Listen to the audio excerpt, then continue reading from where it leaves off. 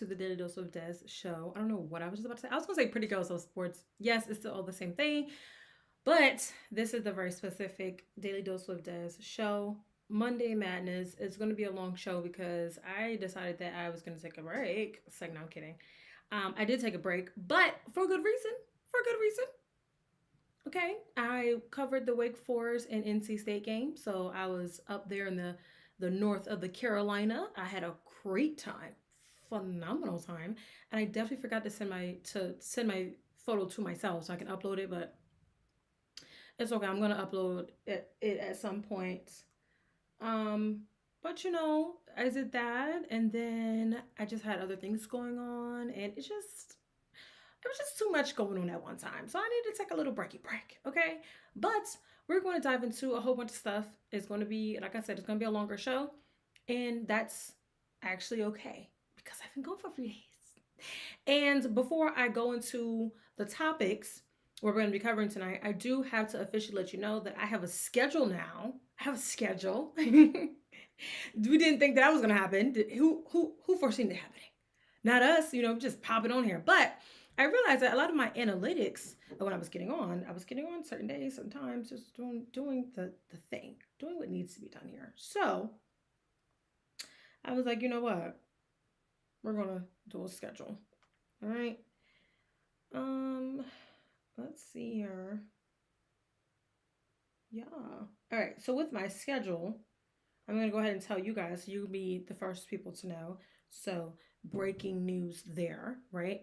But the Daily Dose with Dez show will be streaming on Tuesday at 9. We'll be streaming on Thursday at 9. We'll do Friday at 9. Friday may fluctuate depending on what I have going on in my livy life, but majority of the shows will be at 9 p.m. So that way you already know. So that way you know. So that way I know when I need to be here and show up. Right? And then I'll be live tweeting whenever I'm not like extensively working, but I'll be live tweeting on Sundays, so you can catch me over there if you want to chit chat and talk it up. I'm over there. Y'all know the handle, but I'm gonna say it anyway at PG Love Sports. And make sure you're liking, sharing, and subscribing on all social media platforms.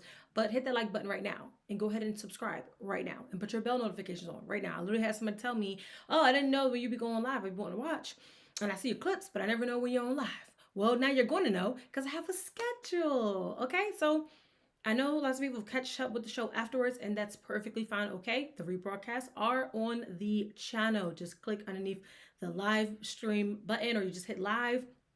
It'll show you all of the live shows. Okay, so we will not be doing shows on Monday and on Wednesday.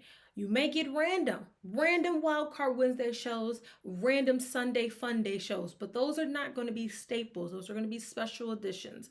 Maybe some interviews, or maybe I just, there was so much news. It was heavy news day, and I'm bridging some of it over to the next day. So those are going to be random days. So if you're looking for me, you will know where to find me based off the schedule. The schedule will be posted and pinned at the top of the profile on Instagram at PG Love Sports. So again, if you're not over there, go ahead and get over there, and please make sure you're paying attention to the schedule. I will also put out date notifications and dates when I got other things going on. So if I'm going to do a random show, it is going to be posted. Game day coverage is game day season. Game day starts for me in August. So from literally August to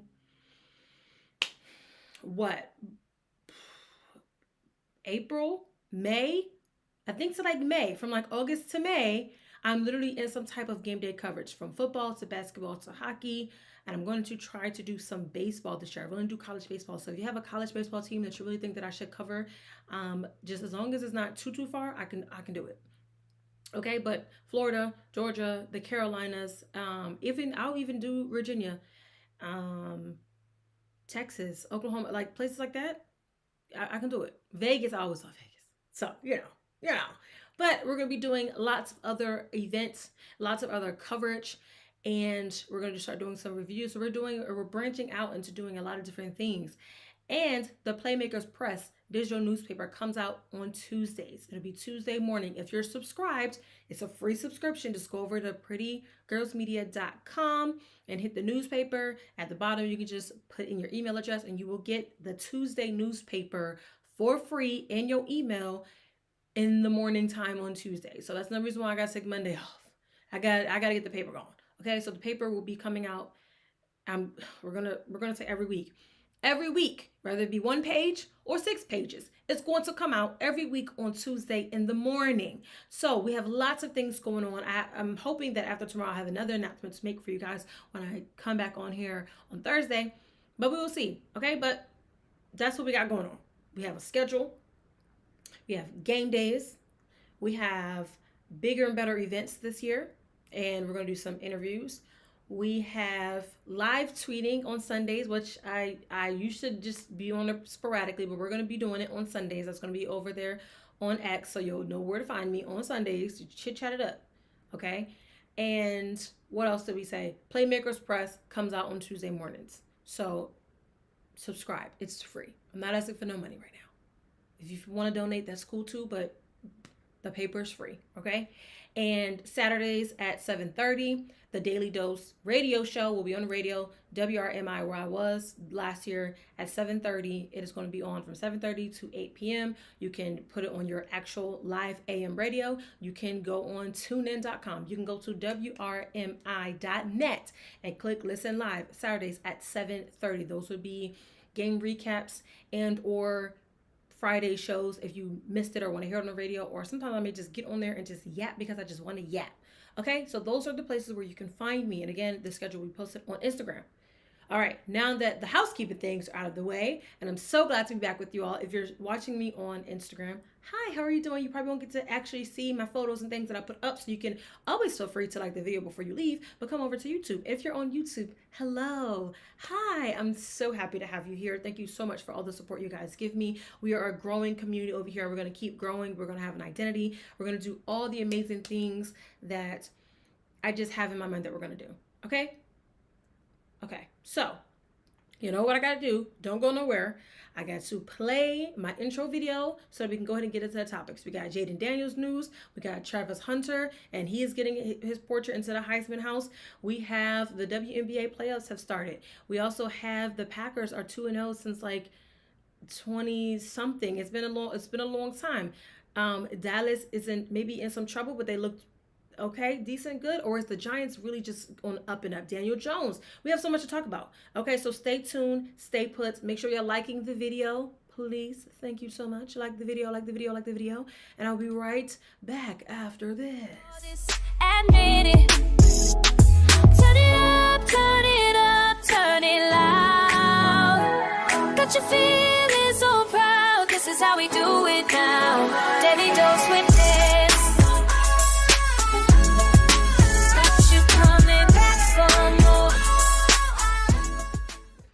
All right, get in here. Get in here. We got things to talk about. Oh, I forgot. I'm looking down. So let me show you guys. I hope don't come up. But I wanted to thank. I'm wearing these little cute little bracelets. Let me see. I might have to just take them off. Let me see. You see this? Has a little. Let's bring the mic up. Maybe that'll help. Has a little football helmet there. And then this one has a football on it. And then this little beaded one says Game Day. So thank you to one of our supporters who sent me things. Sends me these little things. I love gifts. But no. Thank you for real to one of our supporters who sent me these bracelets. They're super duper cute, and I definitely will be wearing them more often on game days. So yes, you can send me things that you want me to wear. If you have something that you want me to promote, you can also do that. I'm not saying I'm gonna do it for free.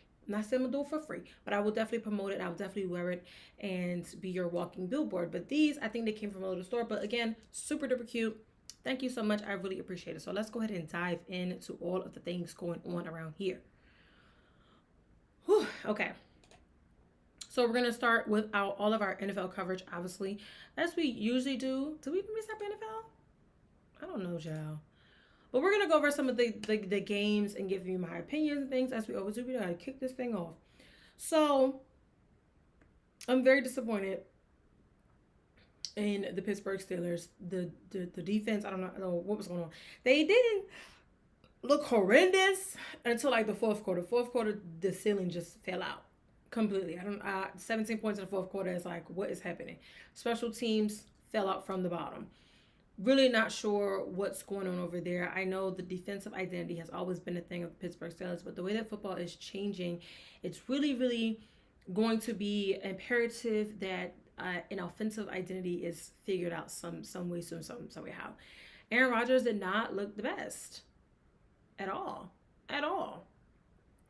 2 interceptions, but being a quarterback is often week to week. One week you'll look fabulous, the next week you're going to look atrocious. So there's that with that.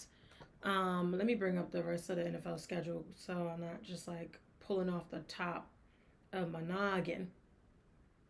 The Packers beat the Commanders. The Texans game already started at 7. Oh my gosh, I thought it was at 8 o'clock, but it's okay. Let's go back to what I was talking about.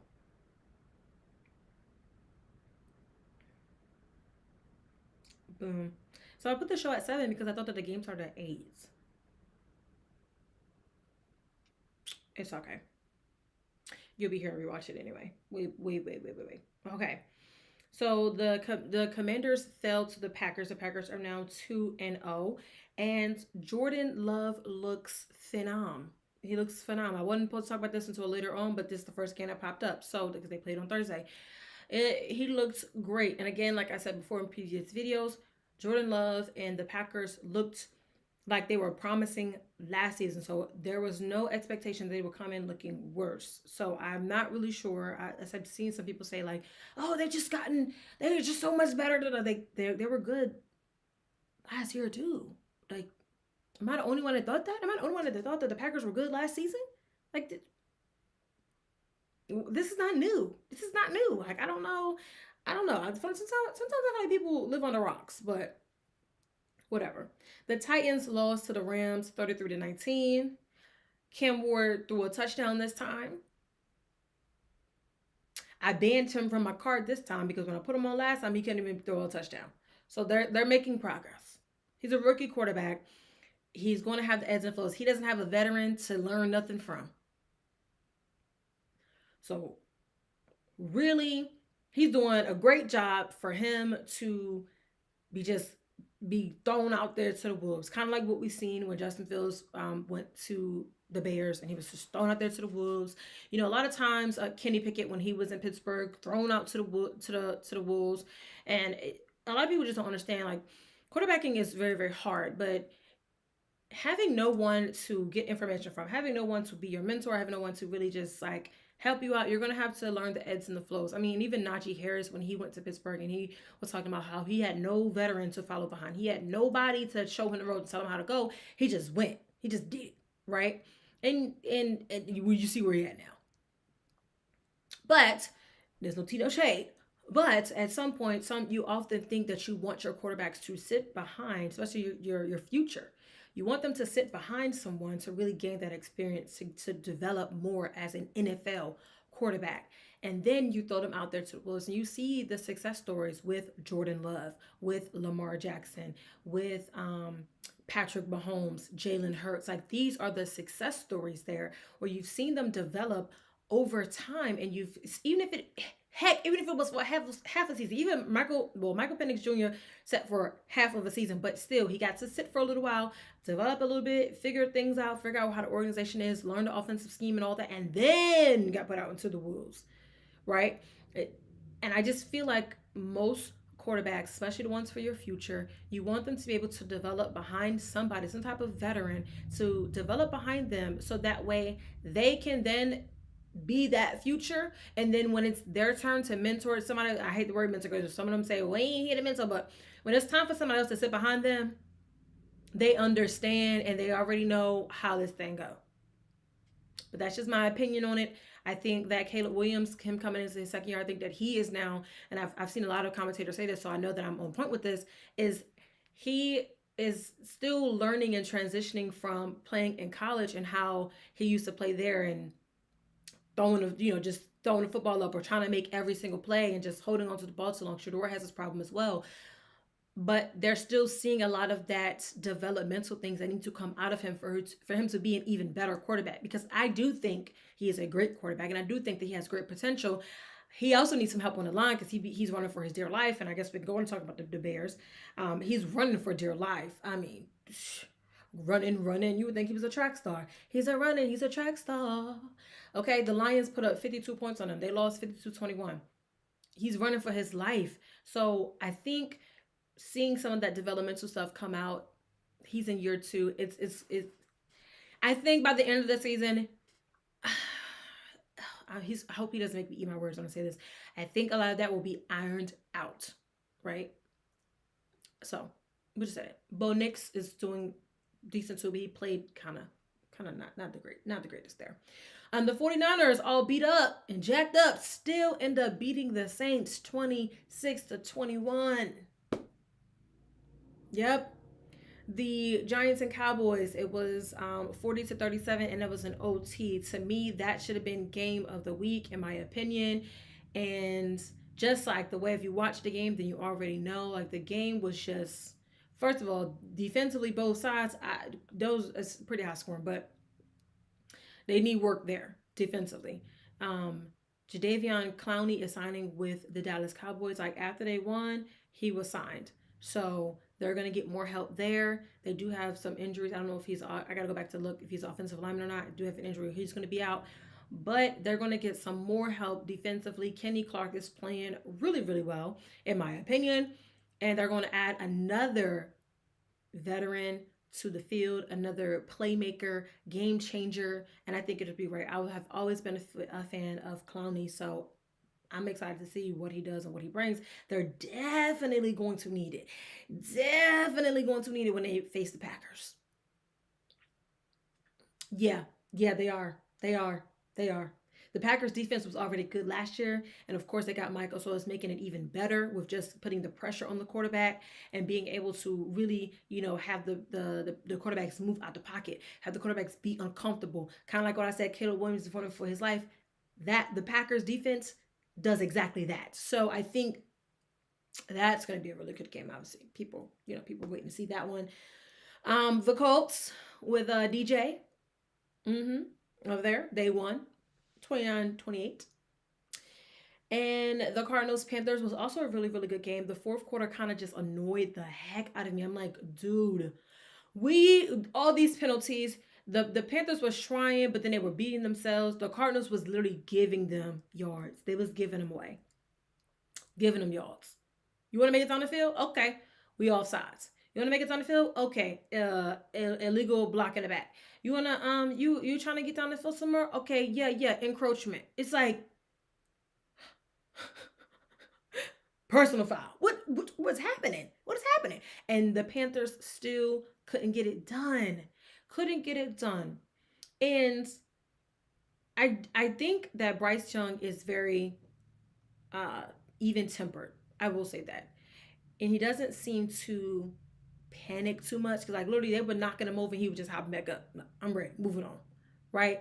Great. Excellent. However, I do feel like sometimes he panicked a little bit and was just throwing the ball. He got a what is the foul?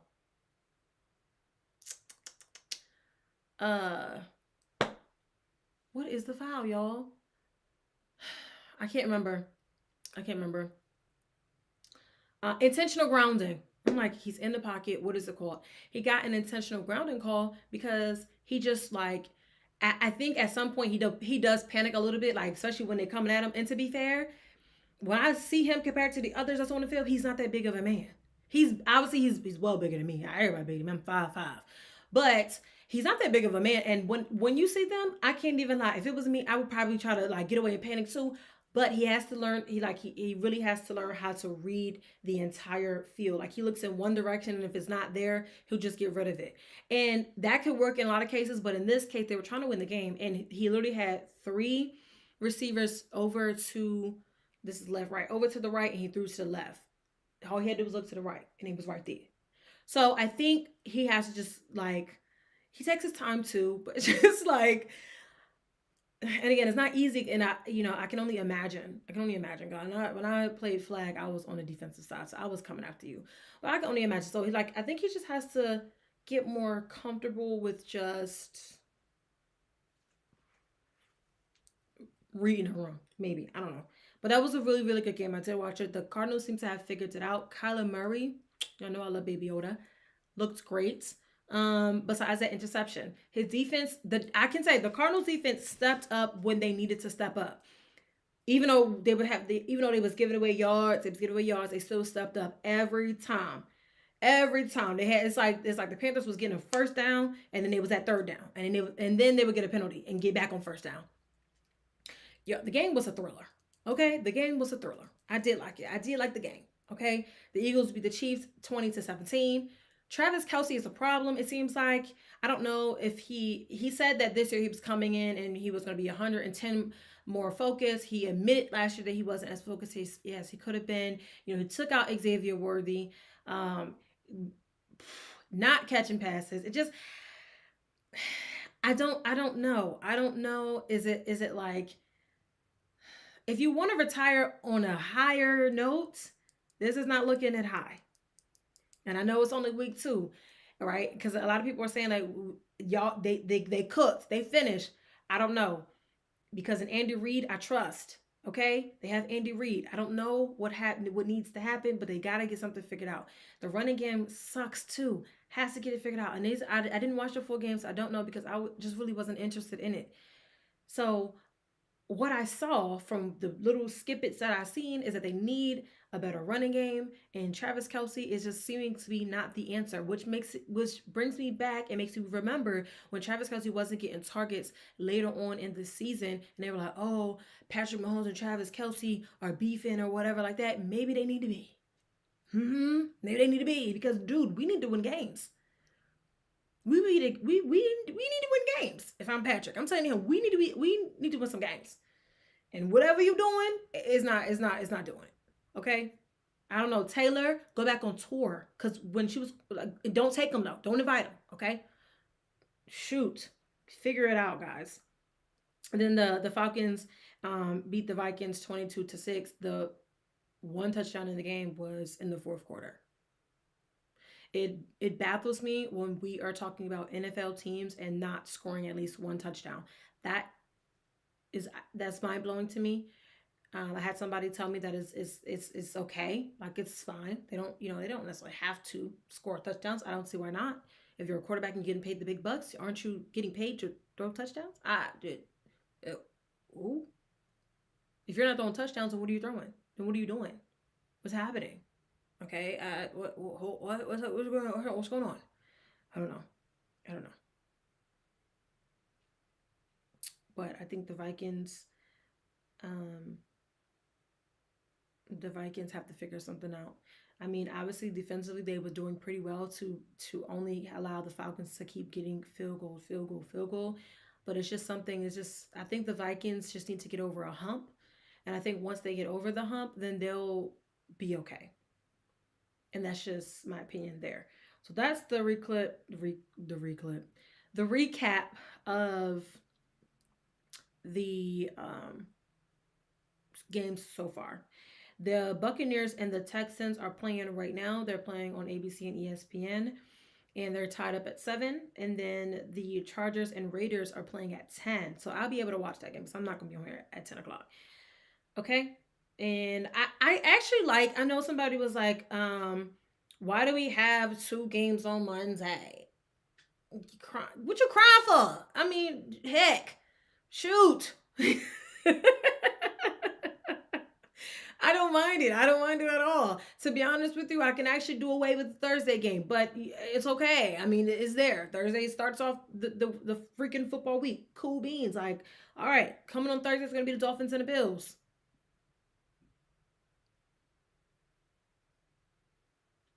So, I mean, okay. Okay, so really not looking forward to seeing that, but sure. The Dolphins look horrible. They're 0-2. They may be cooked. I don't think the Chiefs are cooked. I don't think I could ever just bring myself to thinking that the Chiefs are completely cooked. They're grilling. They're grilling. But I do think the Dolphins may be cooked. So there's that. But yeah, I like the 2 games on Monday. I get an option. I get a choice. And really, by the time that one game wraps up, another game should be kicking off. I guess y'all don't want to stay up late. I can understand that. And I want to stay up late. What I don't be liking though is the international games, because the international games be on at like 8 in the morning, 7 in the morning. Who who's getting up that early? I get up at like 9 for church. Y'all want to be up at 7 to watch games? That that that I don't like. Okay, but next week you only have one on Monday, so okay. But I like it. I like being able to watch football all during the week. It don't matter to me, really. I know it matters to some people, but it really doesn't matter necessarily to me. I like it. Um, okay, I've been yapping and going on and on about that now. So, boom. Let's move on from there. Um, I really have hopes and dreams for this show that because I watch a lot of other creators and they really give me motivation of how I should flow and how I should do things. And then this is very random of me just saying this, right? But my vision for this show is that at some point I will have so many people that are in here in the chat and we're talking back and forth that it just doesn't feel like I'm like on a talk show and I'm just like flowing through the topics. I feel like, and I'm not comparing myself to her because there's nobody as great as the Wendy Williams, right? But I used to watch her literally. She was the only reason I would watch sitcom cable TV. Okay? The only reason. And I would only like to sit and watch for hot topics. Like when she would sit here and she would sit in her purple chair, and I always remember she always had tea. She would have a cup. She always have tea, and then I started putting halls in my tea because of her. And she would sit there and she would giggle, and she'll open her hall and drop it into the tea, and then she'll stir it up a little bit, and then she'll take her sip and do the thing, and then she will go on to the next hot topic or whatever. I love that, and that's how I feel like I'm doing when I'm up here. I feel like the audience didn't necessarily talk back to her, even though they did, but she didn't like pay attention to it. Sometimes she would talk, but not often, right? The audience was really there for her to like to watch her, right? And to just be in on the news and in on the hot topics and in on the mess, right? And that is how I feel when I'm doing this. And then when I watch other creators, they're actually like talking back into their, to their fans and everything. So, or supporters, what I say. I don't like saying fans, supporters. So that's my hope for me. My hope is that at some point I can be in here and I'm really just sitting up here and we just chit-chatting along and I'm giving you topics as we go. But it's like you got to say the things out loud. You have to put your dreams and your goals and your expectations out at loud. So that way, when you do get them, you're like, I remember I said this on that one show. And now it's here. Now I got it. Like, don't get me emotional. Okay. I know the journey is long and hard, and I'm here, but although I've been putting up shows, literally this is my first year where I'm actually getting on here live and I'm just doing it. You guys know, the ones who've been here, the ones who watch the recaps, you know that I used to literally just like throw up a show like once a week and that was it, if that. And I wasn't even doing it once a week. I was really focused on like interviewing, things like that. But now I'm on here, I'm doing live shows, and whether it's perfect or not, whether my hair looks good or not, I think it looks pretty cute, but like I'm just on here just doing my thing now. And I think that being on here and being live is going to pay off. I think it's going to pay off. I've already grew this account by like 300 people, and it may not seem like a lot to y'all, but it's a lot to me because when I first got on here, when I first started this, I literally had like 20 people, 20 subscribers on here. So for me to grow the accounts in like 3 or 4 months this big, we're good. We're it's going to work out. It's going to work out. I didn't give y'all a motivational statement for today before I go into my next topic, but it's going to work out, okay? And also, it doesn't take much to be sympathetic, okay? You cannot be empathetic because being empathetic means you feel exactly what the other person feels like. When people say they're empaths, those are different people. Those are special people, right? When you're an empath, you can literally feel others, their spirits and things, right? So we as a people are sympathetic, right? We got to start learning the definitions of a lot of words because people say things and they don't really know what they mean. So being sympathetic is meaning you can kind of understand how someone feels. You can relate to maybe how they're feeling. And that is what really we should be doing. So you need to, it doesn't take much to be sympathetic to others and to people, okay? Because we all need it. We all need it because none of us are perfect in nothing that we do. We're not perfect in anything that we do. Even though we may want to be, we may try to be, we're not perfect. The only person that is perfect is God. That's the only perfect, Jesus. Okay?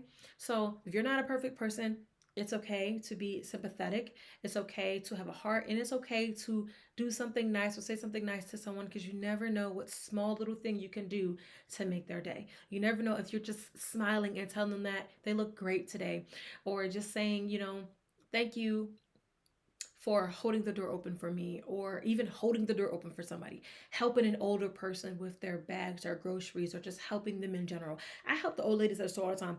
This is, again, very random, and I'm not going to go on a tangent too much, but I love going into TJ Maxx, right? I was just in TJ Maxx the other day because I was looking for a keychain. I'm going to show you guys my keychain another time.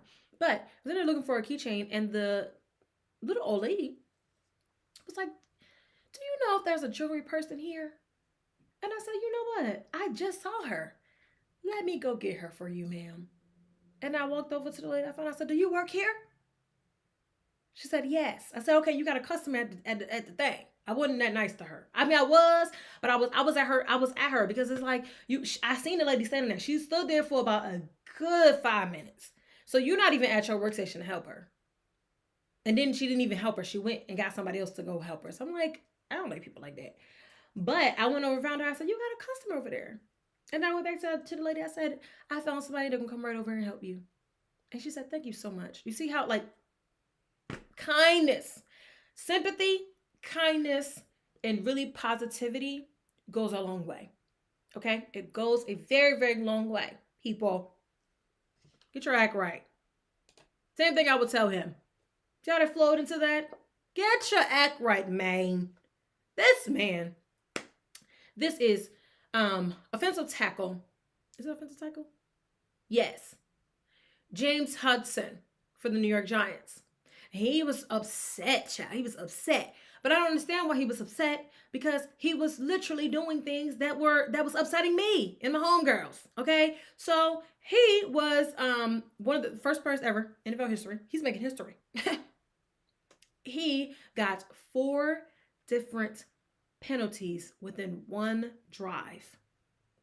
Okay, so he had 2 unsportsmanlike conduct calls on him, and then 2 false starts. And as you can see, the bottom of this picture here, right, you see what he's doing, right? And I had too much news topic to talk about for me to be screen recording a lot of things, but he literally came across, smacked the boy by the helmet, and like tossed him down. Okay, that's a legal move now. Oh, all right. I didn't know that. I didn't know that we were doing that. I didn't know that that's what we were doing. Smacking people on the helmet and getting them down. And then the second video, which is here, so this is a still shot of the video because I don't want to get any copyrights from the NFL. But he was taking them and he was like ramming them down, like get down. Like he was having a very hectic day. He was having a good day. Ran them down. You see here, right? And it's like, dude, what? Is this WWE? What are we doing? What are you doing right now? Why? He had a problem with 54. I think that was 54. He had a problem. He had a problem with him. He said, yeah, I don't like you, dog. I'm about to get you. And it was wow, slamming him down. And it was like, okay, so you thought that you wasn't going to get penalized for this? I'm surprised that he didn't get tossed out ejected out of the game. I'm surprised that they did not eject him out of the game, because you get 4 penalties in the matter of one drive. You're problematic. It's you. You're the problem. And then you're going to act like you're not the problem going off on the sideline? What is you doing? What is you doing? If you're doing everything right, not perfect, but right, if you're doing everything right as you should be doing on the field, none of this would have happened. You didn't just get an unsportsmanlike conduct because you were sportsmanlike. You literally slapped him down by the helmet. What is you doing? You would not get an unsportsmanlike conduct if you wasn't trying to jam the man's face into the ground. Right here, you see it for yourself in the still shot. What is you doing? If you didn't false start, or yeah, because he said he got two false starts. So I had to write it down, make sure I wasn't, I gotta give y'all the real deal Holyfield. Yes, 2 unnecessary roughness and 2 false starts. If you didn't false start, you wouldn't have got the penalty either. So how you mad at anybody but yourself? You need to be mad at yourself. Or you just mad because you got caught.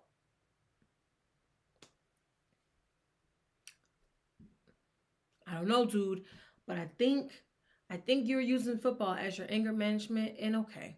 But I think that you probably need to go see the lady. You need to go see the lady. That's what I'm going to say. You definitely got to go see the lady. And then, yeah, he was benched, though. He was benched. Maybe that's why he was really mad. He was mad because they benched him. I think that's why he was mad. We're going to say that was why he was mad. Because, I mean, I would be mad, but I'd be like, yeah, I was bugging. I was just bugging. Let me go ahead. Let me cool off. Let me cool down. Okay?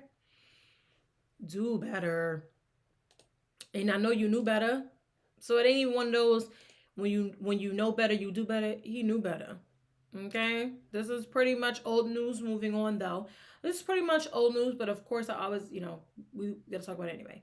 Travis Hunter has officially gotten his Heisman portrait into the Heisman House. So this happened between week 1 and 2, and he went and met with some other Heisman winners, and they was like, ta-da!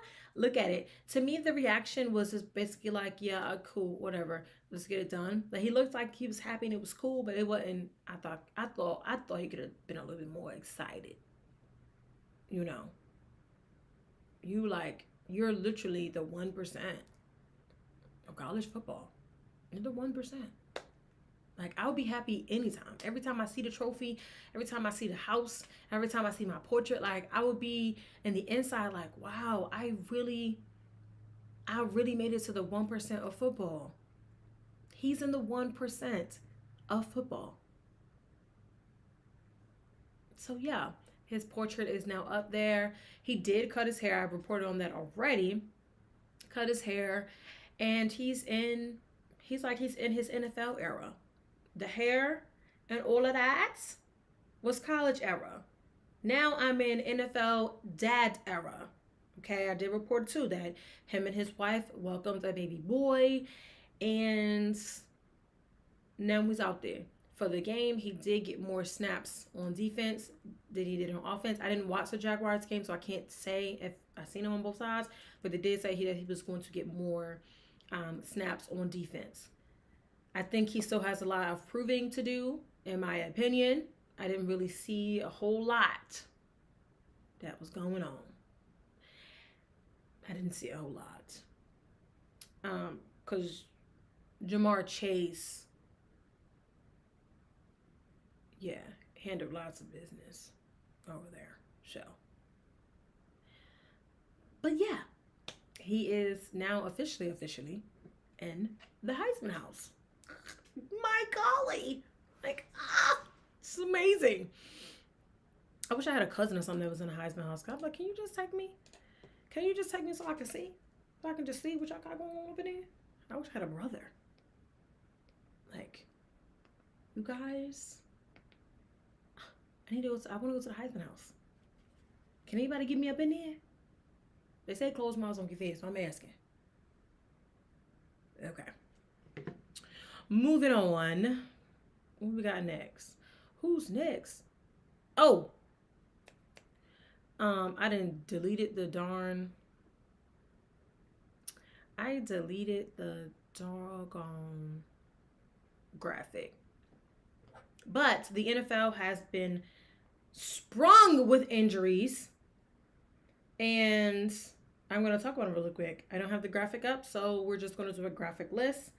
For one, why do I love Chef Baker? Let me tell you why I love Chef Baker, because you see this video? You see what he's wearing?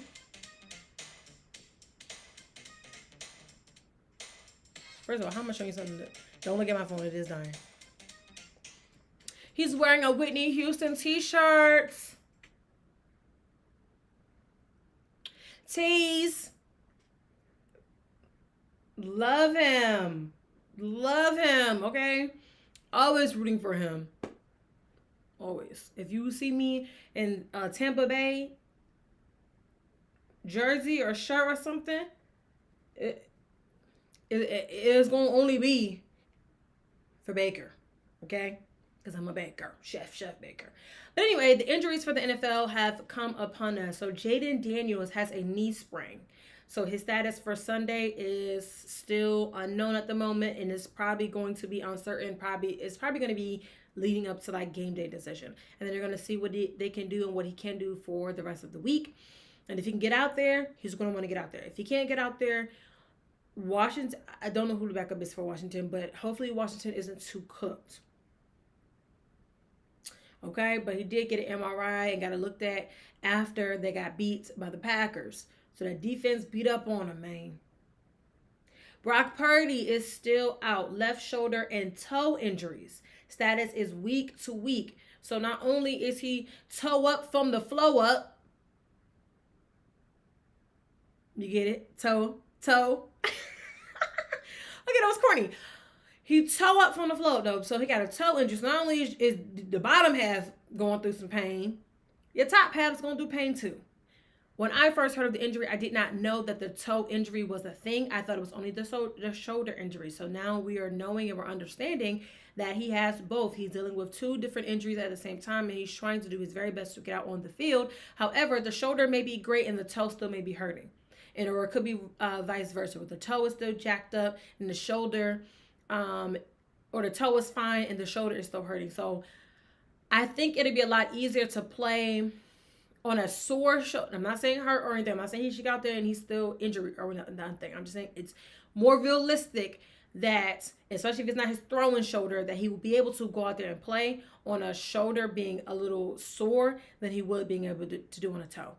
If your toe is messed up, you really cannot do much of anything, really. Like, walking, it seems miserable and you don't even want to do it. So I completely understand from that aspect. Justin Fields. He's in concussion protocol. They concussed him, child. The Bills concussed him. That's what they play, right? Yeah. 30, I think it was 30-10. 31-10. My golly. Joe Burrow has turf toe. And it says here that he's having surgery, so he's going to be out a minimum of 3 months. That means his backup is going to have to come in there and to do it. I think his backup is it DJ? TJ. I think it's DJ Browning. He stepped in before for Joe Burrow. I think this is a terrible time. But I guess if you had to look at it, would you rather the quarterback, you would never rather the quarterback get hurt, but I'm just saying, hear me out. Would you rather the quarterback be hurt now when it's September? So we have September, October, November, December. That's all season.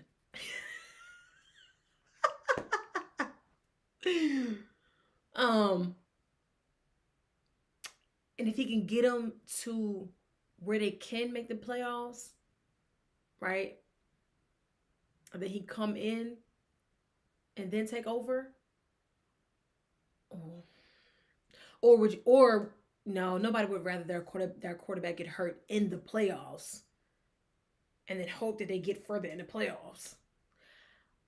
Ooh, that's tough. That's tough. That's really, really tough. That's tough. Darn. Yeah. So, dang, that sucks. That sucks for Joe Burrow. Because yesterday they were saying that they did the MRI and then a doctor was going to look at the toe and look at again, sorry, I don't have the graphic up.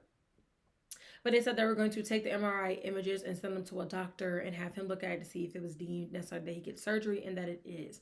And then there's been plenty of players who've had turf toe, and unfortunately, you're just never the same when you come back. That's what they said. I'm not saying that. That's what I've seen from players who've suffered from the same injury. Turf toe. This is why you should be running on grass. My opinion. And JJ McCarthy has a high ankle sprain. He's expected to miss 2 to 4 weeks. JJ, you just got here. Chill.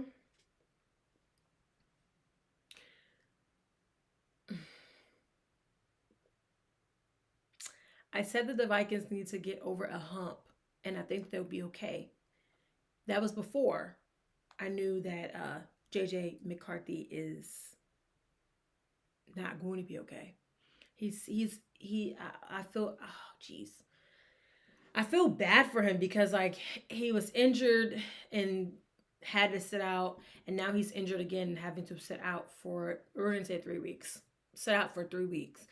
Is it a big deal? Probably not, but he's not also playing his very best either. Like he surely needs to be on the field. He surely needs to be on the field. He needs to get as much repetition. He needs to get as comfortable as possible. And this is not going to help the situation for the Vikings. I don't know what they're going to do. Who is their backup? Who is the Vikings' backup quarterback? Let me look that up real quick. Y'all better call Kirk Cousins. You better get him back because he ain't playing. Penix is playing right now. You better Carson Wentz. I mean, all right. All right. Carson should still have some game.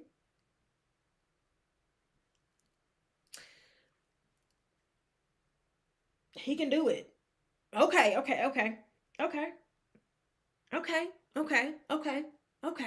We're looking at, it's looking a little different now. Looking a little different now. Okay.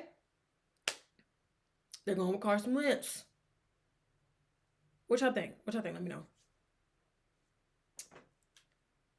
know. That's tough though. That's tough for the kid. Very tough. Very tough. You finally get your chance because the season done opened up for you, coming off of injury, just to be back on injury.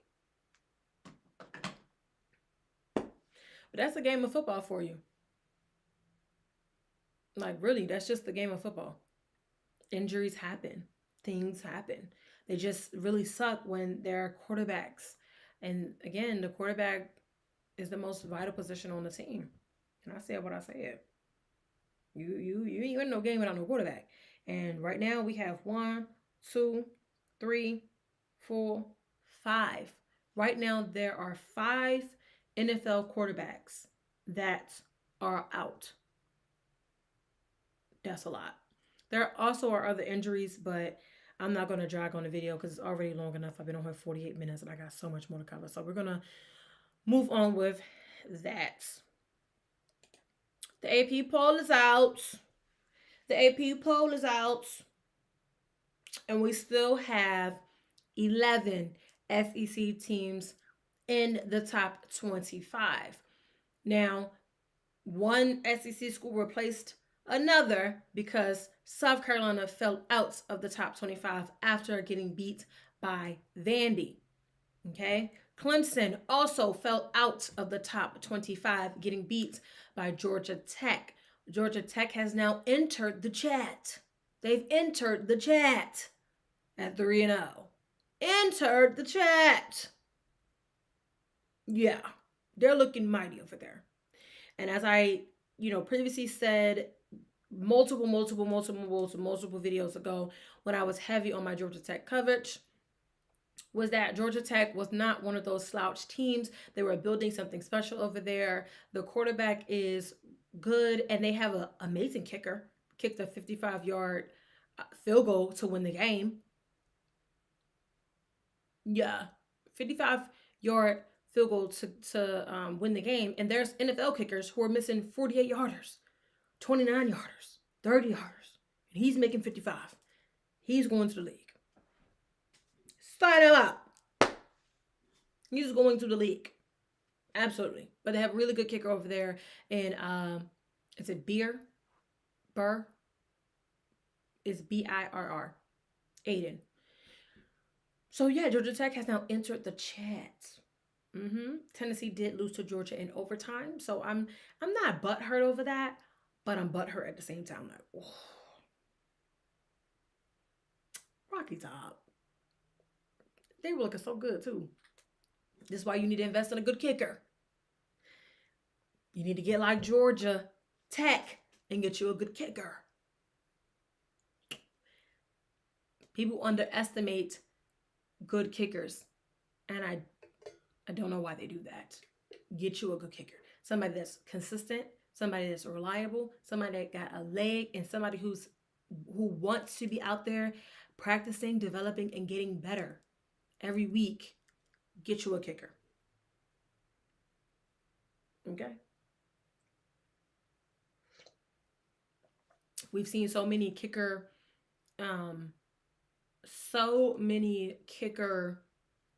highlight stories of how they've come and saved the day.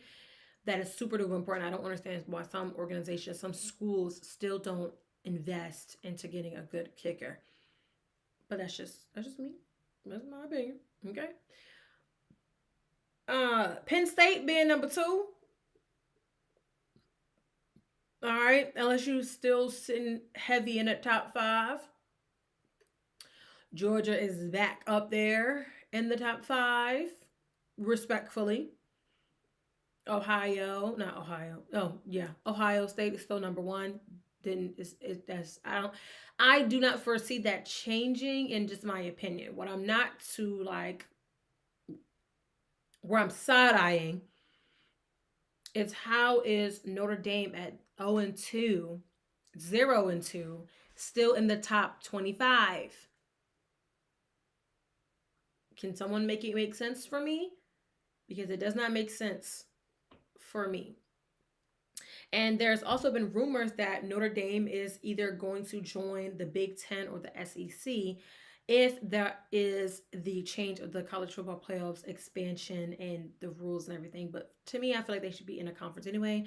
I think it gets kind of difficult when you have independent schools in these independent conferences. It just gets kind of sticky in my opinion, but again, that's just my opinion. I told you before that Iowa State was a school and Illinois was a school to watch out for, and they're still holding strong. Texas A&M played really, really good. I liked their game. I actually watched it, was feeling it. Auburn looked really, really good as well. The one thing that is kind of surprising to me is that although Michigan is still on this list, they're at the bottom. They're at the bottom. And we got a newbie on the block. Let me see right here. There. Yep.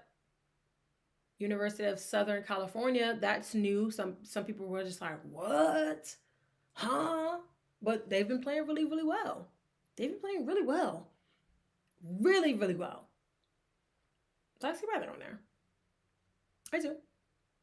I understand that because the Vols lost, that's why they were, they're still in that same, I think they were still 15. I think they were 15 before. So they didn't move. So that's cool.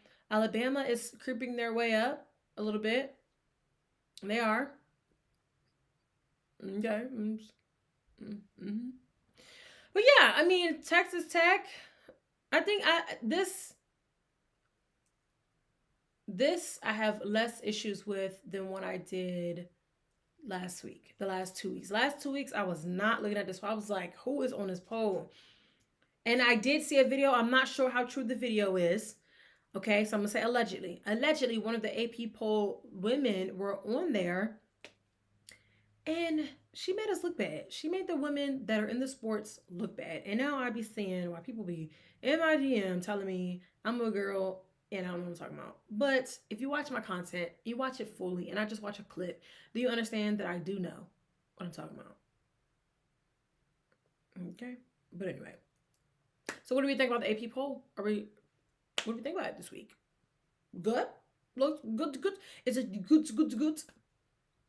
Let me know. I still don't want to hear nothing about SEC because what happened again? 11. And a different one has now shown up. Vandy said we're showing up. We're showing up. We're showing out. Put our names. Put some respect on our names. That's what Vandy said, and they're up there. The ACC. Look, okay. They got what? 1, 2. Yeah, whatever. Florida State is holding it. Florida State is holding it as much as they can. Who's not holding it is this guy. This guy is the former head coach of Virginia Tech. This is Brent Pry.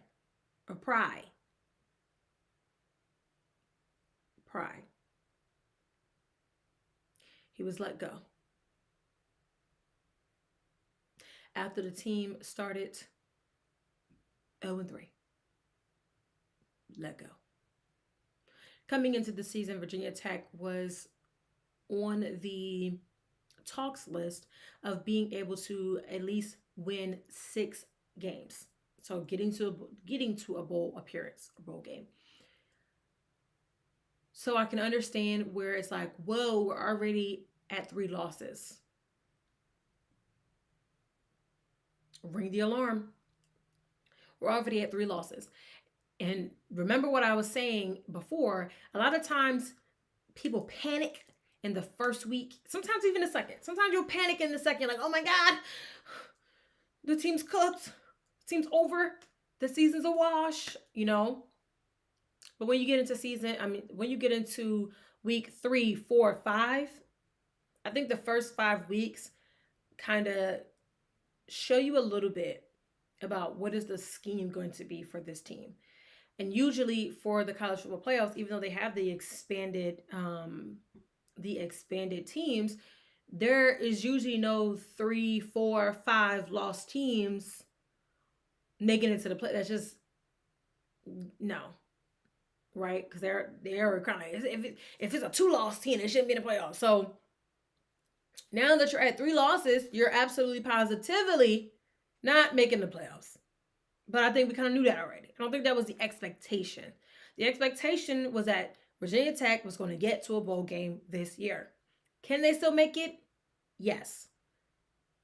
Was it likely under Coach Brent over here? Probably not. And he's had a losing record as a coach. So when that happens, I oftentimes don't like when coaches get fired or let go in the middle of a season. Can I understand it? Yes and no. I often feel like at this point, the worst that they can get is to have 0 wins. And at that point, you already know you out the door. It could be successful having an interim coach come in and having him, turn the tables and turn the tides a little bit and get you some wins. But it's really difficult for an interim coach to come in with a team that he didn't build or he didn't have any in makings in, unless, again, the assistant coach is really, really hands-on and that becomes an interim. So I think it could be detrimental either way. I'm not sure. I'm open to hear commentary about it, but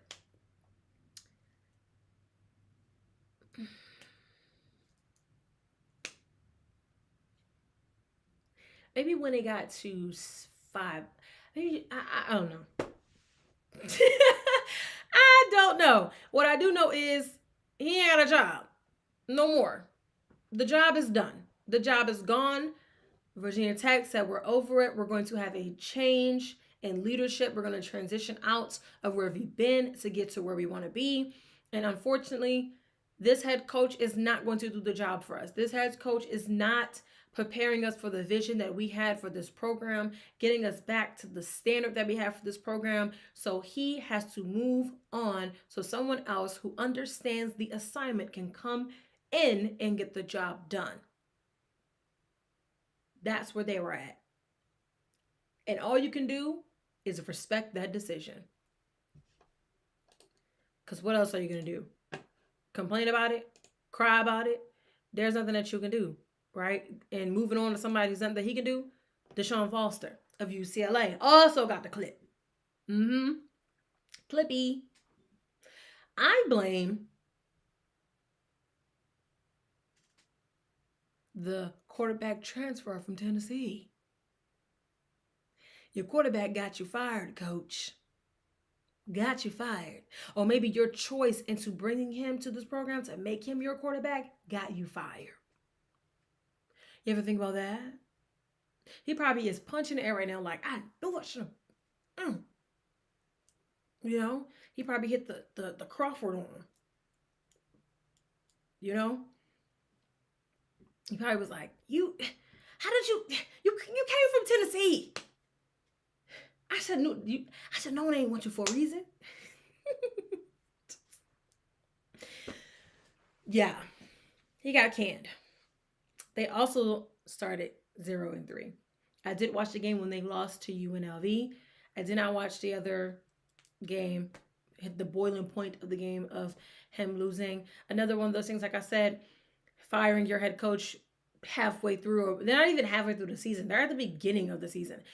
Firing your head coach at the beginning of the season, I'm not really sure what effect that is actually going to have. Maybe you fired him early enough to where, like I said, your interim can come in and change the tides and change the tables, and maybe UCLA will change that program around real quick, and they'll start winning some games. But if you have a flawed system and you have a flawed quarterback who is not taking your team where they need to go, then I don't think that the interim, unless the interim is a quarterback whisperer, he's an offensive whisperer, I'm not really sure how much success you're going to have. Do I think that either one of those teams could have went 0 and would they have 11 games, 12 games? No, I don't think that. I think that they would have at some point won a game or two,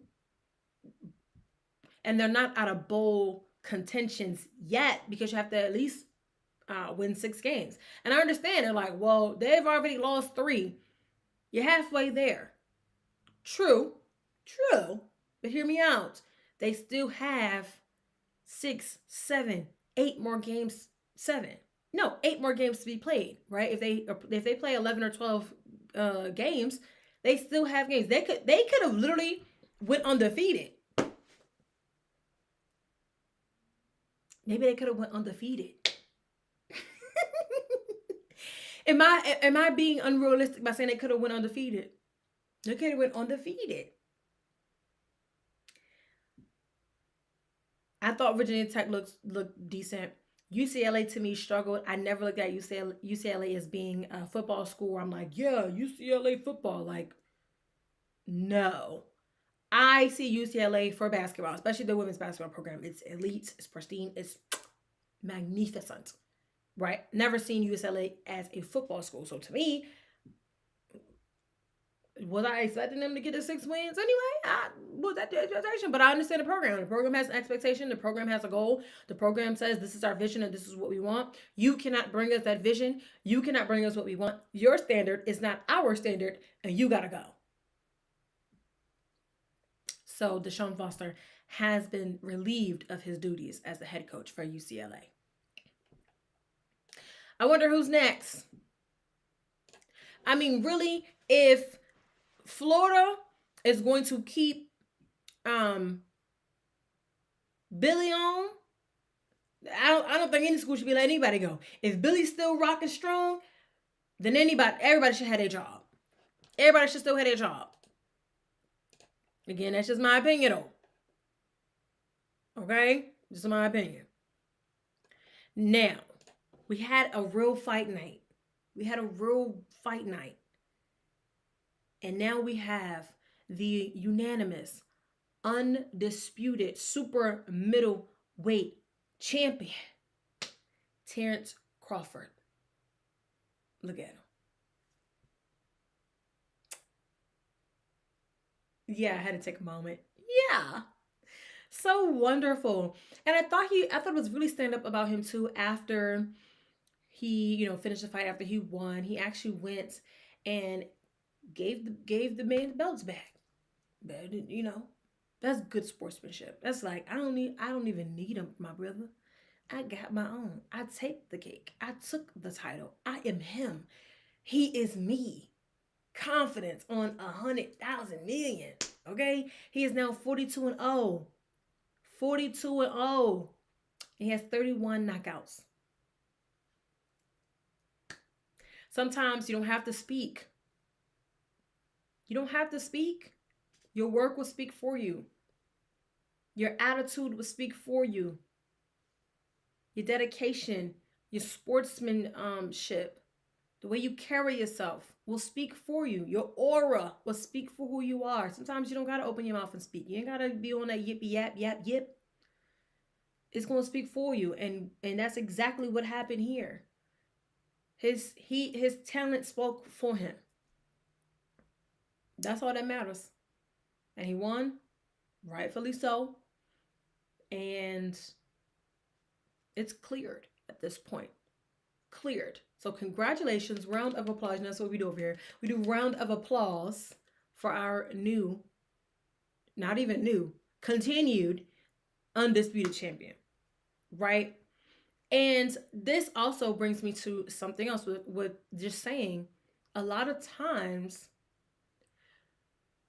people get so caught up in trying to have this image, right? This image of what it should be, rather than just allowing it to speak for you and just letting it be, right? Just letting it be. Because what's for you is going to always be for you if your mind and your heart posture is in the right place. And from the whole time, from me watching their promos, from me watching like videos and interviews, and this is just what I gathered from it, I gathered that his heart posture was always in the right place. And because of that, he is rewarded because of the type of man that he is, because of the type of athlete that he is. And I think a lot of people miss that. Yes, you have to be talented. You have to be skilled. But you also have to be disciplined. You also have to be a person of good standard, of good stature, of good value. And he represents all of those things. And I'm just very happy to see that he came away and added to that record. And I'm very happy that it was an actual fight. Okay, this is what I like to see. This is what I want to turn on when I say it's fight night. And if y'all watched, then y'all saw what I was talking about. If you watched the pregame, not the pregame, like the pre-fights, and you watch all the stuff that goes on before, from the interviews, the carpets, like heck, even if you didn't watch and you was on Instagram and you saw all the celebrities that was there that popped out, like it's literally an occasion. You do your best, you put your best on, you feel your best, you look your best. You go there, you're there to watch the fight, you watch the lower cards, and then eventually, by the time you get to the main card, you done already walked around. And now, mind you, I've never been, but I have seen enough and I've watched enough, and I've been to fight parties too, because even fight parties, if you can't, not saying you can't afford, I'm not gonna say that. If you couldn't get to where they was at, you kind of made your own fight night party. Right? So what we used to do, and I have been to a fight night party before, because when Floyd Money Mayweather was doing his thing, I've been to two different ones. Both of them were very much the same. You put your best on, because they say it's fight night. It's fight night.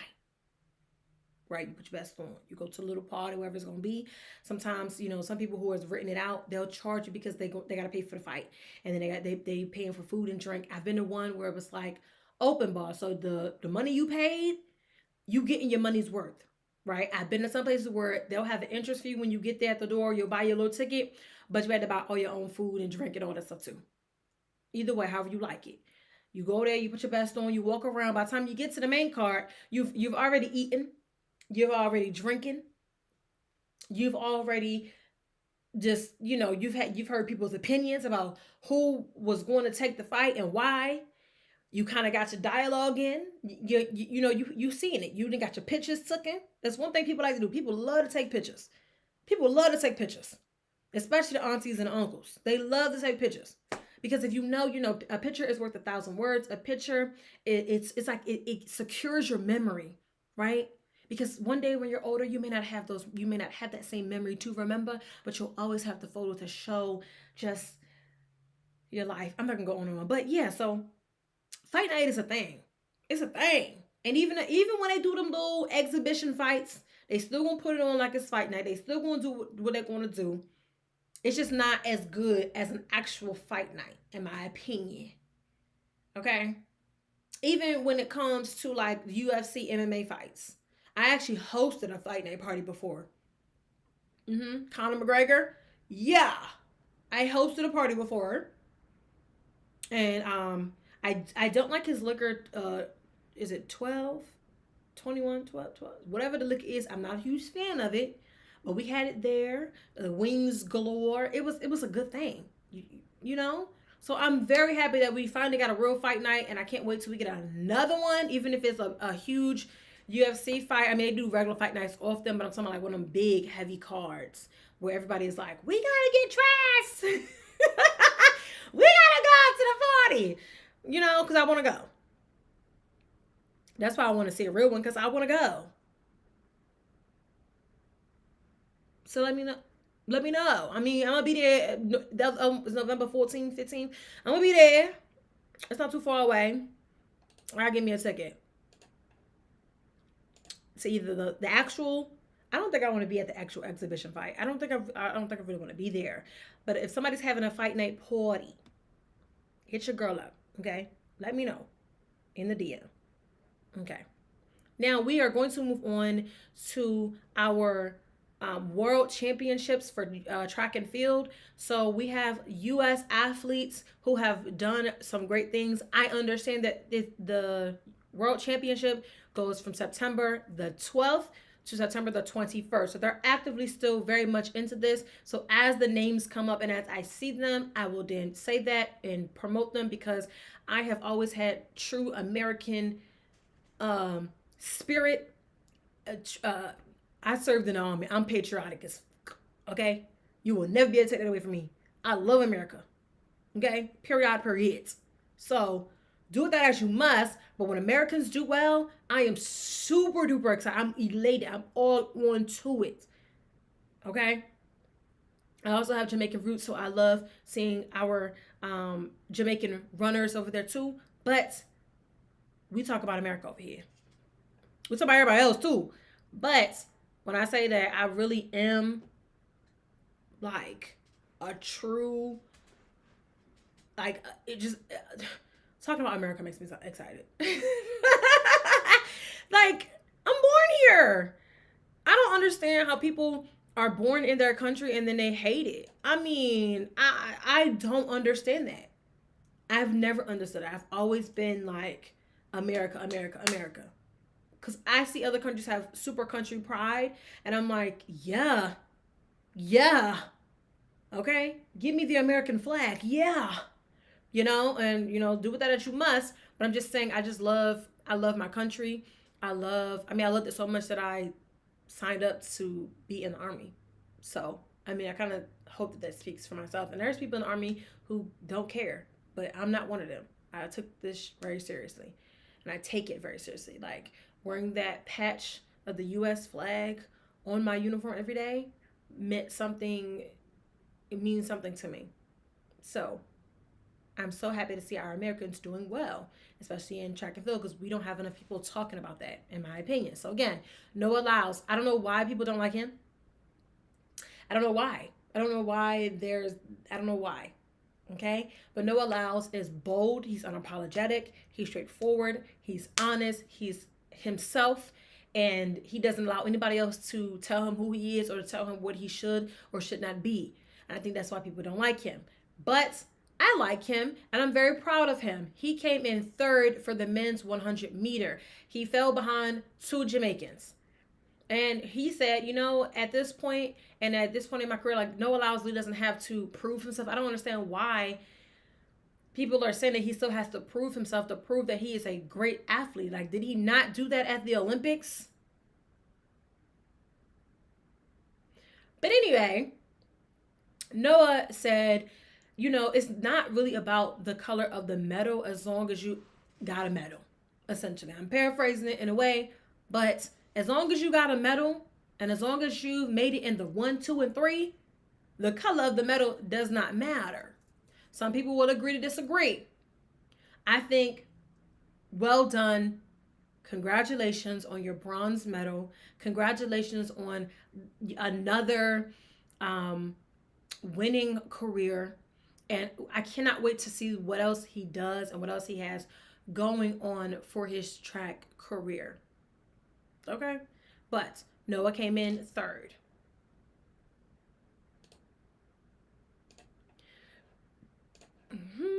And then we have Melissa.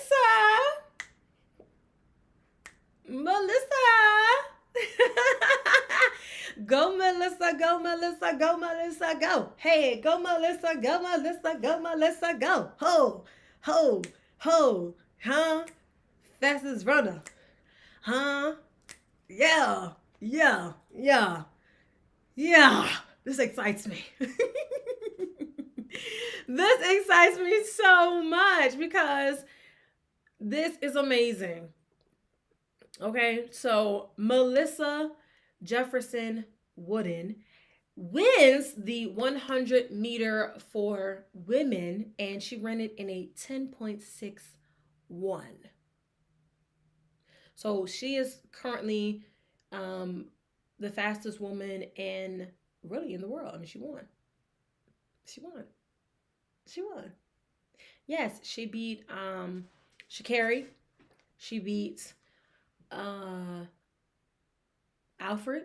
She beat 2 or 3 up and coming Jamaicans. She beats Shelly. She beat everybody. Yes, she did. This makes me very happy. Clap it up for her. And what I like about her is that she is very humble. She is very forward focused. She is very much like one day at a time, one prayer at a time, one race at a time, just continuing to prove herself, prove not only just to herself, but proving herself to everyone else that she is more than capable, that she can do it. Her, winning almost every meet that she's had this year and just really getting to this point. And then she go ahead and wins it and sets the record with 10.61. Phenomenal. Phenomenal. Melissa is phenomenal.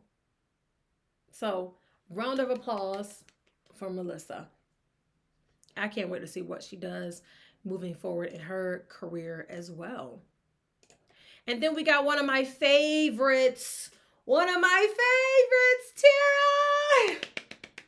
Round of applause. Okay?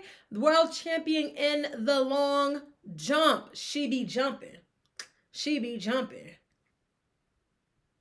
Okay?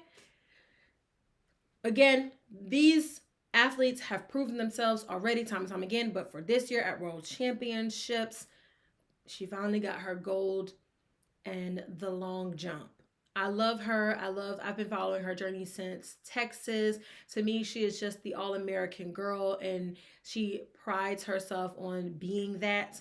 I love the relationship that she has with her husband. He is also an Olympian in the Paralympics, and just seeing them two together, of how hard they push each other, of how open and accepting they are of each other, how just wonderful they are together. They have been one of the talks of the Olympics and in the track and field world for some time now. And if you follow track and field, then you would know who they are. But in case you do not, Tara is a great, when I say phenomenal athlete, phenomenal woman, and just so, she seems and comes off to me as very kind-hearted, very humble, and just so much, and just such a bright light that you can't help but to smile when you see her. You can't help but to root for her. You can't help but to be like, yes, go Tara, So watching her do her jumps and then watching her take it was so, so, so refreshing. And so, I felt like I won. It was so rewarding. And I'm just so happy for her that she got her gold and she is the world champion and has a great, great record. And we are giving her a round of applause for continuing to be excellent and continuing to be the Black girl magic that we all need to see. Her and Melissa. Okay. Moving on. We are moving on to Mr. Ryan. Now, Mr. Ryan has been around for some time. Mr. Ryan is now a 3-time Olympic gold medalist. He's also a 3-time world champion in the men's shot put. Talking about dipping and doing it. That's him. Ryan is who he thinks that he is. He is the best of the best. He is the 1%. He is top of the line. Phenomenal. He is a winner. And he's a world champion. So congratulations, Ryan, on becoming a world champion for the 3rd time. Boom. And then we have our mixed 4x4. I want to make sure I get their names. The mixed 4x4 actually set a new record, and they take home the gold. So make sure I got it right here. They had a record of 3 minutes and 8 seconds. 3 minutes and 8 seconds. Talk about fast. Talk about fast. Okay. And they are, their names were, I had to write them down. Bryce, Genoa, Alexis, and Lena. So that is them here in this photo over here. I'll do from here. That is them. And I did watch this race, and they had to lead the entire time. It wasn't even close. Wasn't even close. Nope. The whole time. Well paced. They have the right structure. But our relay teams have always done pretty well. And in the last few years and in the Olympics, they crushed it. Like, crushed it. So our relay teams are the teams to really look out for. They get it done. And they have gotten it done. So congratulations to the Team USA 4x4 mixed relay. Round of applause. And then we have one more athlete who has done her big one. Yes, we do. And her name is Val Allman. Val has won her gold medal in the women's discus. And she is just, again, one of those women who seems to be very humble, seems to be like a bright light, seems to be such just a nice, sweet person, an extreme athlete, getting it done, standing like strong, an Olympian. So she is deserving, of course, but this is Val, and she did what she needed to do and put it away. So round of applause for Val. So yes, our Team USA is doing really, really well. And even though we did have some USA athletes that did not make the podium, we still have enough of our athletes doing their job, being the best they could be at their craft. And I love it. If you don't love it, you're just a hater. Yeah. My opinion, though. But we're going to get on to our last topic, which is a messy topic. You know, I gotta end it on some mess. Okay. So, you guys remember when I basically helped to break some of this news. I seen it, I was like, ooh, darling. But I brought to y'all that Draya Michelle and Jalen Green were expecting a baby together. And this is back, I remember making the video on TikTok, and I talked about it in one of my other shows too. And I was just saying, like, you know, Draya is one of those women that she understands this industry. She understands sports. She was on Basketball Wives. So she's been and had, and had her way. The last time that I knew that she was with somebody was Tyrod Taylor of the New York Jets. And then suddenly they were going back and forth about a home in New York and how he was essentially like wanted her to get out and she didn't want to move out. But at this point, she had already moved on as well with Jalen and was already pregnant allegedly with her child when they were going through the dispute back and forth of her leaving the house in New York that Tyrod was trying to get her out of.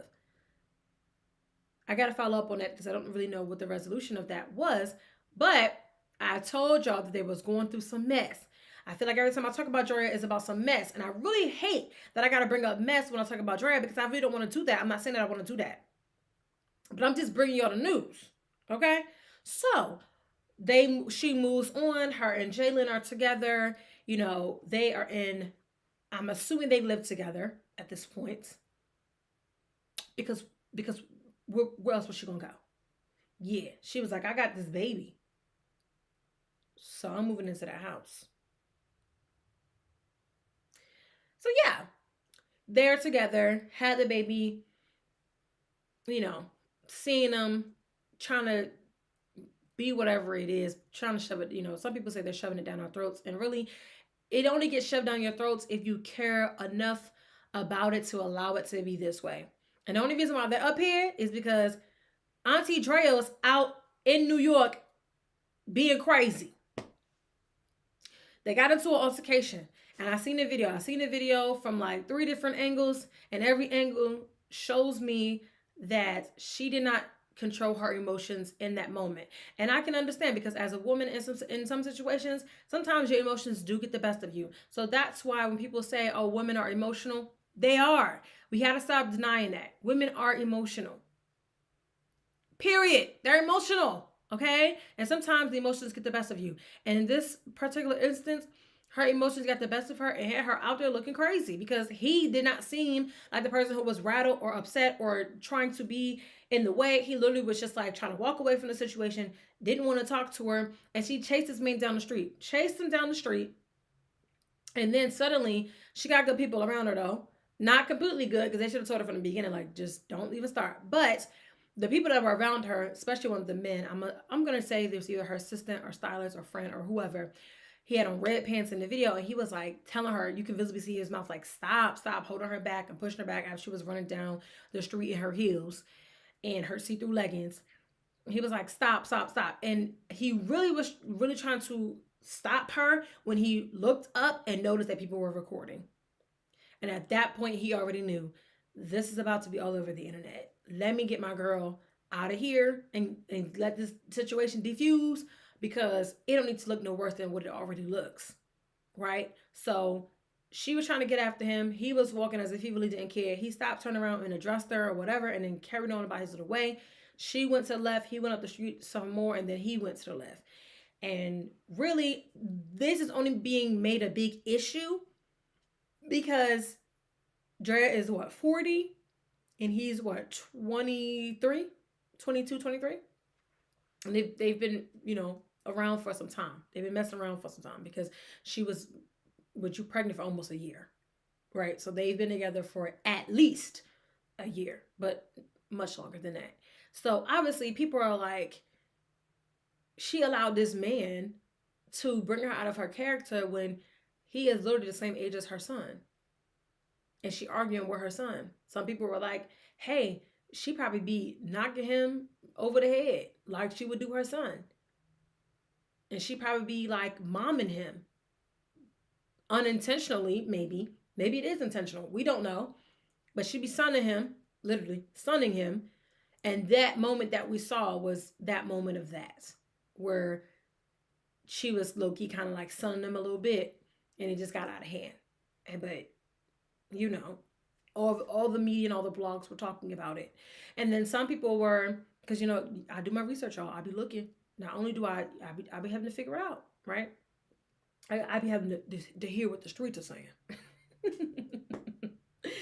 But some of them were saying, like, this is her setting it up for her way out. It's setting up for when she walks away and then she tries to, get him for child support and things like that. And do not get me wrong. Draya has always had something else going on for herself from modeling. I think she has like swimsuits. She does things with Fashion Nova. So she has money coming in, but I do not think it's the type of money that he would have coming in. And I don't know. I don't think so. But Draya has always been known to have her somebody that's going to take care of her. That she's always well up and put up, in my opinion. I've always ever known her for being well up and put up. She likes being put up. She likes being taken care of. She likes being, you know, that woman, you know? And it's not a bad thing. And there's nothing wrong with that. And like I said, she does have her own things going on as well. Like I said, she was on TV shows and all this other stuff, but it's a little bit different when you do have a man being your provider and taking care of the things that you need to take care of and having you in a home. Because like I said, the situation with Tyrod Taylor was given, either she was trying to buy the house because she needs somewhere to stay, or she just didn't have nowhere else to go, or it made her look that way. It made her look like she ain't had nowhere to go. And then she ended up with Jalen. They were already together, but she ended up permanently over there with him. So I don't think it's she's getting ready to leave him. She ain't leaving him. She not leaving him. Why would she leave him? She got somewhere to stay. She got a baby with this man, so she darn sure ain't leaving him. You know? But like she got somewhere to stay. She living the life that she wants to live. She's living a life of continued luxury that she's always lived. She's always lived in this way. She's always had this and maintained this lifestyle, and he helps to maintain that lifestyle. I do not think that she's leaving him. I think they got into it and it happens. It just sucks that y'all celebrities and y'all can't just be getting into it outside, because once you get into it outside, it leads to people and blogs and all of us talking about it. But I don't think that she's leaving him. I don't think that it was that serious. I think he probably did or said something that she didn't like. I don't know what will resort her running down the street after him. Like, just let him go. Ain't y'all going to the same hotel? Let him go, sis. You gonna see him at the hotel? He can go off, do whatever he gonna do. Bye. I see you at the hotel, because you gotta come back. You gotta come back. You gotta come back to the hotel. She got him into shows and things. So I don't think that she should have ran down the street in high heels anyway. Don't run down the street in no heels, mama. He must have really pissed her off though. But I'm just saying, it wasn't worth it. In my opinion, I don't think it was worth her running down the street in her heels and having to go through that whole situation. But things happen. Things happen. And that happened. So the next time we see them, they'll be just fine. I'm sure. Okay? Yeah. But she ain't leaving. I don't know who started that rumor, but she not leaving. No, she not. She is not leaving that man. So that's all I got for y'all on this episode of the Daily Dose with Dez. Lots of topics that I threw in here. I know I've been on here yapping and chapping and yatting. But if you want to rewatch. You got time. You can do it. Anyway, again, thank you for you all who have tuned in, who've watched, who have liked the video. Please make sure you're liking the video. Please make sure you are subscribing. Turn your bell notifications on so that way you know when I am getting here on live. On Instagram, I will be having the schedule posted, so please go over there to support. I am trying to get to 1,000 followers on all platforms by the end of the year. To September, hopefully by December, it can happen. So I'm just crossing my fingers that it can happen. All right, and I can't do that without you all, your support, your backing, and all the wonderful things that you all have said to me about what I'm doing. So thank you guys so much for all that you do. I really do appreciate you from the bottom of my heart. It is now going into the third quarter of the game, so you have time to go and watch. And I will see you guys